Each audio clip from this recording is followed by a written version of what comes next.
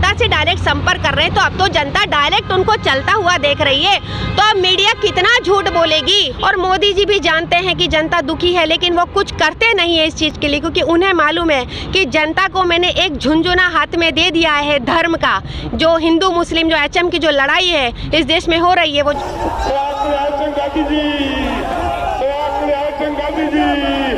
उनकी जो पप्पू बोलने वाले हैं वो जरा गप्पू की भी असलियत जान लीजिए तो बेहतर होगा हमारे देश के भविष्य के लिए। आग लगाना होती है तब हम पाकिस्तान से तुलना करते हैं, तुलना करनी चाहिए चाइना से, है ना। उन्होंने तो शादी नहीं करी, तो मोदी से तो अच्छे सेवक राहुल गांधी जी हैं। पहला नमस्कार, बहुजन सेंचुरी देख रहे हैं आप, मैं विकास सिंह बहुत। इस वक्त हम लोग कुरुक्षेत्र में हैं, हरियाणा में हैं। कल हम लोग राजस्थान पहुंच जाएंगे। भारत जोड़ो यात्रा लगातार चल रही है, राहुल गांधी लगातार चल रहे हैं और इसी बीच हमारे साथ भारत यात्री मौजूद हैं। हम उनसे जानना चाहेंगे कि उनका अनुभव कैसा रहा, अब तक की यात्रा में क्या समस्याएं आई, क्या उनको अच्छा दिखा इस देश में। सबसे पहले मैम आपका नाम जानना चाहूँगा। मैम संगीता काकरिया। कहाँ से आते हैं मैम? मैं मध्य प्रदेश रतलाम जिले से। रतलाम जिले से आते हैं। कैसा अनुभव रहा मैम आपका? अनुभव तो बहुत ही, बिल्कुल देखा जाए तो ये जो यात्रा है कि यादगार और बिल्कुल स्वर्णिम पल है और बहुत शानदार अनुभव। जो किसी को बहुत खुशकिस्मत लोग हैं उन्हीं को ये अनुभव प्राप्त हुआ है। स्वर्णिम आपने शब्द कहा, क्यों, ऐसा क्यों कहा आपने? इसीलिए क्योंकि कोई भी अगर राजनीतिक मंच से कोई भी कोई कार्य करता है अपने क्षेत्र में, तो वह किसी भी चुनाव को लड़ करके एमएलए बन सकता है और एमपी बन सकता है, काउंसलर बन सकता है, तरह तरह के चुनाव लड़के एक नेता बन सकता है, मंत्री बन सकता है। किंतु भारत यात्री बनना बहुत मुश्किल है। भारत यात्री बनकर आप पूरे देश को एक चश्मे से देख सकते हो, तो वो अनुभव हमें प्राप्त हुआ और ऐसा हमको अवसर माननीय श्री राहुल गांधी जी के नेतृत्व में हमें प्राप्त हुआ।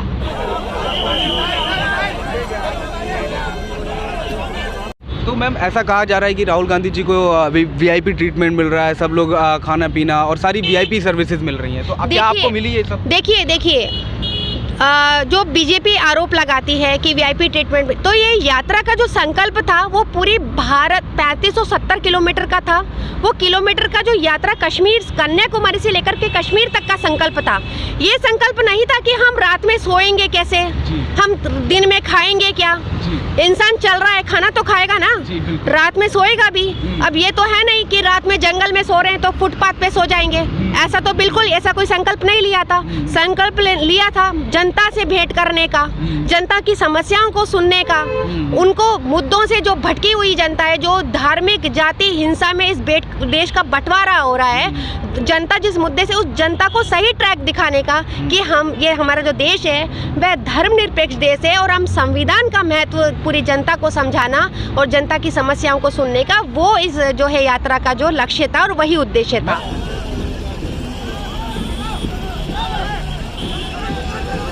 वो तो पार्टी भी कर रही है सबका साथ सबका विकास, और प्रधानमंत्री जी तो संविधान का कितना। दिल्ली में बैठे बैठे सबका साथ सबका विकास थोड़े ना होता है, जनता के जो दुखों को सुनना पड़ता है। और मोदी जी भी जानते हैं कि जनता दुखी है, लेकिन वो कुछ करते नहीं है इस चीज़ के लिए, क्योंकि उन्हें मालूम है कि जनता को मैंने एक झुनझुना हाथ में दे दिया है धर्म का। जो हिंदू मुस्लिम जो एचएम की जो लड़ाई है इस देश में हो रही है वो झुनझुना उन्होंने पकड़ा दिया। और जनता हमारे देश की इतनी भावुक है, इतनी भावुक है कि धर्म का जहाँ नाम आता है वो आसानी से भावनाओं में बह जाती है। किंतु बहुत कम, 1-2 दिन की बात होती है, 2-4 साल की बात होती है, 5 साल की बात होती है, 10 साल की बात होती है। किसी को बेवकूफ़ बनाना आसान होता है 5 साल 10 साल, मगर आप कब तक बेवकूफ़ बनाएंगे ना, जनता तो आप समझेगी ना। तो ये यात्रा का उद्देश्य वही है, सत्ता पाना इस यात्रा का उद्देश्य नहीं है। जनता को सही मुद्दों की लड़ाई लड़ना और अपने अधिकारों की आवाज़ उठाने का, ये जनता को अधिकार बताने का ये यात्रा का उद्देश्य है कि जनता को जागरूक करो कि आप पेट्रोल डीजल पे बात करो। माननीय प्रधानमंत्री जी से उनसे सवाल पूछो कि पेट्रोल क्यों महंगा है, डीजल क्यों महंगा है, जो रसोई गैस के दाम क्यों बढ़े हुए हैं, राशन क्यों महंगा है, आज बच्चियों का बलात्कार हो रहा है, उनके बलात्कारियों को संरक्षण क्यों सरकार दे रही है। तो इन मुद्दों पर जब सरकार, जो जनता सरकार से सवाल पूछेगी ना, तो वही बदलाव वहीं से शुरू होगा। मैम वो तो कह रहे हैं ना, बहुत हुआ बेटियों पे अत्याचार, महिला, इसकी बार मोदी सरकार मैम, इसीलिए तो आए थे मैम वो सरकार में।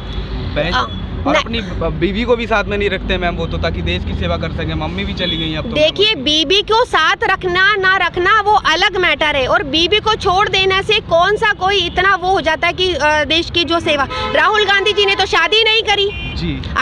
अगर बीवी रखने ना रखने का अगर सवाल ही पैदा नहीं होता ना, उन्होंने तो शादी नहीं करी। तो मोदी से तो अच्छे सेवक राहुल गांधी जी हैं। पहला अत्याचार उन्होंने अपनी बीवी पे ही कर दिया छोड़ के, उनको अकेला छोड़ के पहला अत्याचार ही उन्होंने अपनी बीवी पे कर दिया। सन्यासी बन गए एक तरीके से। नहीं। कहाँ सन्यासी, फिर क्यों गए अपने माँ के पास बार बार आशीर्वाद लेने के, हमको वोट मिल जाए, खाली लोगों को दिखाने के लिए। एक दिन रुके भी नहीं पूरा वो। अरे काम तो उन्होंने, बाकी लोग भी मंत्री कर सकते थे, वो गए ना। जी जी जी जी नहीं, माँ के उसमें जाना तो सेशन के लिए भैया। जी देखिए, मीडिया कुछ भी बोलती है। हाँ। आप भी भाई हैं, आप पत्रकारिता करते हैं।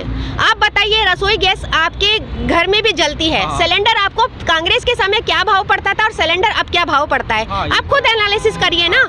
आपके वाहन होगा 2 पहिया 4 पहिया, आपकी सक्षमता के अनुसार आपके पास वाहन होगा, उसमें पेट्रोल डीजल तो भरवाते होंगे ना। हाँ। कांग्रेस के समय क्या दाम थे और अभी आपको क्या भाव पड़ रहा है? हाँ। और राशन आप अपनी गृहिणी, अपनी पत्नी, माता, बहनाएं, उनसे पूछिए कि राशन उनको क्या भाव लेकिन पड़ता मैम है। आप ये भी तो देखिए ना, पाकिस्तान में 150 रुपए किलो आटा हो गया मैम, हमारे देश में तो अभी भी सस्ता है ना पाकिस्तान से मैम। देखिए, पाकिस्तान से अगर तुलना करनी है तो कांग्रेस ने इतना काम देश से, अभी देखिए युद्ध की बारी आई हाँ। तो आप बोलते हो कि हमारा इंडिया बहुत अच्छा, लेकिन आप और भी चीजों में तुलना करो ना कि पाकिस्तान से हमारे देश ने बहुत प्रोग्रेस कर चुकी थी, जी। कांग्रेस के जमाने से ही कर चुका है। पाकिस्तान से आप तुलना मत करो। तुलना करनी है तो आप चाइना से करिए ना। हाँ। अगर आप बॉर्डर पर अगर हम जाते हैं तो हम पाकिस्तान से लड़ाई, ये एक्चुअली गवर्नमेंट का ये बिल्कुल मुद्दा ही ऐसा रहता है कि जब देश को आग लगाना होती है तब हम पाकिस्तान से तुलना करते हैं, और बाकी तुलना करनी चाहिए चाइना से जो हमारे घर में घुस करके बैठा है। तो ये तो उनका एक झुंझुना है। वो कब देखते कि चुनाव आ रहे हैं तो कभी भी कहीं पे विस्फोट करवा दिया और फिर जो है नाम लगा दिया कि ये जो है एक धार्मिक जो मुद्दा बना देते हैं। तो ये इनका पुराना है, मतलब जनता को बलगराने का, भड़काने का। तो कोई कुछ खास अब दम नहीं लगता है, क्योंकि राहुल गांधी जी जो ये राहुल गांधी जी पर आरोप लगाते थे कि वो पप्पू है, वो ये है, फला है, ये है, राजकुमार है एक तरीके से। हाँ, तो वो अब सड़क पर चल रहे हैं। तो अब हमें तो हमारे नेता का छवि पहले ही मालूम था कि राहुल गांधी जी क्या है, किंतु अब जनता को हमको दिखाने का मौका है कि 5 महीने का जो समय कम नहीं होता है, जनता से डायरेक्ट संपर्क कर रहे हैं। तो अब तो जनता डायरेक्ट उनको चलता हुआ देख रही है। तो अब मीडिया कितना झूठ बोलेगी कि राहुल गांधी जी पप्पू हैं, राहुल गांधी जी क्या हैं। भैया, मैं तो ये कहती हूँ कि जो पप्पू बोलने वाले हैं वो जरा गप्पू की भी असलियत जान लीजिए तो बेहतर होगा हमारे देश के भविष्य के लिए। जो गप्पू मतलब बड़े बड़े गप हाँकना, भाषणों तक उनके जो पूरी योजनाएं हैं भाषणों तक सीमित है, ग्राउंड लेवल पर उसका कोई काम नहीं है। जो जरूरतमंद लोग हैं पूरी योजनाओं का लाभ उनको नहीं मिलता है। तो ऐसी भाजपा के शासन में इतना सब कुछ हुआ है, किसी को कोई फायदा नहीं हुआ है। तो एक सवाल और करना चाहूँगा आप लोगों से कि आप लोग क्यों इस यात्रा का सपोर्ट करें, क्या फ़ायदा होगा आपको? हमारा फायदे के लिए नहीं है। इस यात्रा से हर उस बंदे तक सही आवाज़ पहुंचेगी। अच्छा। और ये पहुंचना जरूरी है, क्योंकि आजकल मीडिया ने वो काम छोड़ दिया अपना। जो चौथे स्तंभ वाला काम निभाता था मीडिया, वो काम छोड़ चुका है और बीत चुका पूरी तरह से। ये तो राहुल गांधी जी को बीजेपी कहती है कि देश विरोधी है, पाकिस्तानी एजेंट तक बता दिया गया है। उनका काम ही यही है कि जो अपने साथ ना चले उनको देश विरोधी बता दिया जाए। अगर यही काम कांग्रेस किया होता तो अब तक वो जन्मे भी ना होते। अच्छा, राहुल कह रहे हैं कि रुक जाओ हर काम फायदे के लिए नहीं होता है, जनता के हितों को देख करके जनता की लड़ाई लड़ी जाती है। आप कोई सा भी मंच हो, लेकिन राजनीतिक एक ऐसा मंच है जहाँ पे सिर्फ और सिर्फ जनता के हकों की लड़ाई लड़ी जाती है।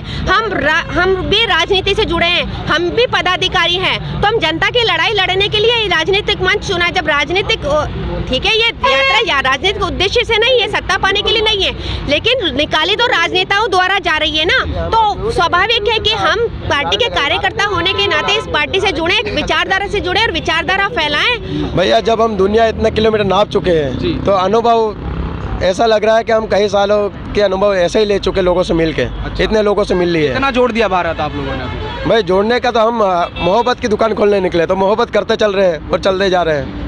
आप क्या कहना चाहेंगे? मैं ये कहना चाहूंगी, देखिए, केरल से कन्याकुमारी से यात्रा चली थी, वहाँ का भाषा का ज्ञान नहीं था, वेशभूषा अलग थी, खान पीन अलग था। हम लोग गेहूं की रोटी खाते हैं, पर अगर वहाँ हमें चावल मिला, हमें घर में अगर चावल खाने को दूसरे दिन मिलता है तो हमें चावल नहीं खपता नहीं है, मगर हमने चावल वहाँ खाया है और हमें भाषा समझ में नहीं आती है, लेकिन मुस्कान से और आंखों से जो संवाद होता था वो बहुत बेहतरीन होता था और वही पूरी दुनिया को संदेश देता है कि भारत अनेकताओं में एकता का देश है। Thank you ma'am. हमसे भाषा नहीं भाव महत्व रखता है, यही इनका कहना है। तो साफ तौर पर भारत जोड़ो यात्रा अपने आखिरी पड़ाव पे चल रही है इस वक्त और जम्मू हम लोग बहुत जल्दी पहुंचने वाले हैं। तो आप हमसे जुड़े रहिएगा क्योंकि हम भारत जोड़ो यात्रा की लाइव कवरेज आपको दिखा रहे हैं। बहुत मेहनत कर रहे हैं हम, आप लोगों को बता नहीं सकते हैं कि हम लोग कितनी मेहनत कर रहे हैं, किस तरीके से हम लोग कवर कर पा रहे हैं।